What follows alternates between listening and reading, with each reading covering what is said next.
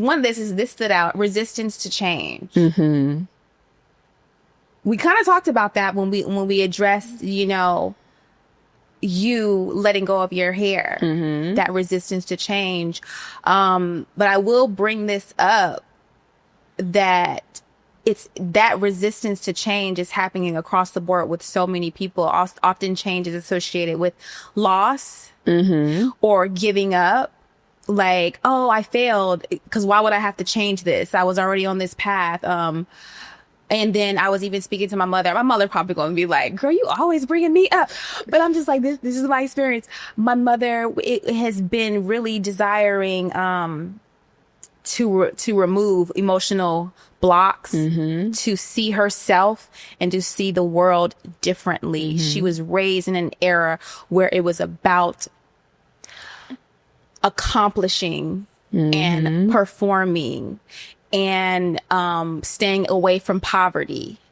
And she's way past that now, but she still lives that way. And she really wants to be able to accept rest as something that she deserves. Yeah. And that is something that is a part of life. Like that is progress to rest, right? Yes. So it's a big thing. The resistance to change. And what do you feel about that? Okay, so many things. Yeah. I'm gonna try and Yeah. One, in regards to like you speaking about your mother wanting to accept rest as a part of life.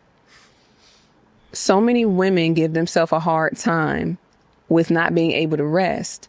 But think about the lineages of women before them who were not able to rest. Yeah. And so not resting now becomes a way of life because your mother hasn't rested. Your grandmother, your grandmother's mother, then that, and then more, then more, then more, then more. We don't know how far back these lineages of women have not been allowed to rest. Rest at some point was deadly. Rest at some point meant your family didn't eat, that your kids didn't have food on the table, that poverty was a reality. Yeah. If you took the time to rest.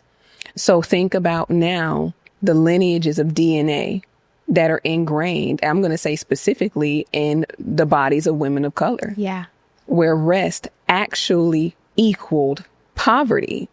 So your mother having that as a thing for her is not by chance. It's real. Yeah. At some point, that was an ancestor's reality.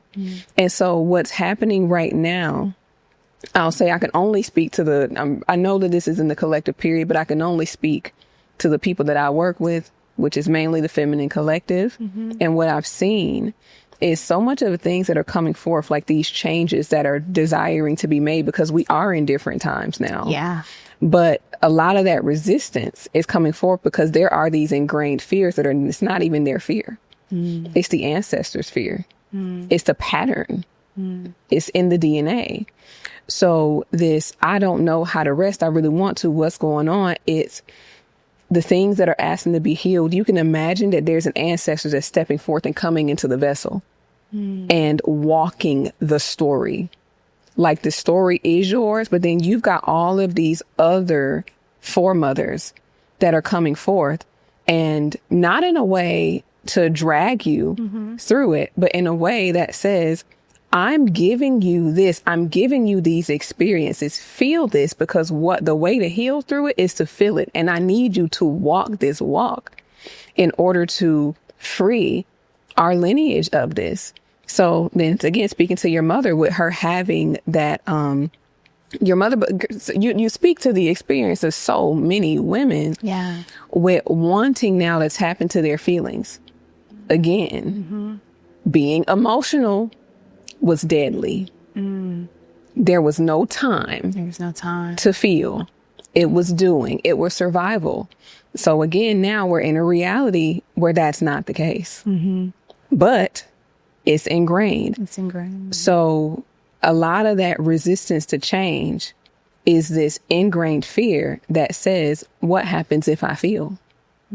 What happens to me? if I actually give myself space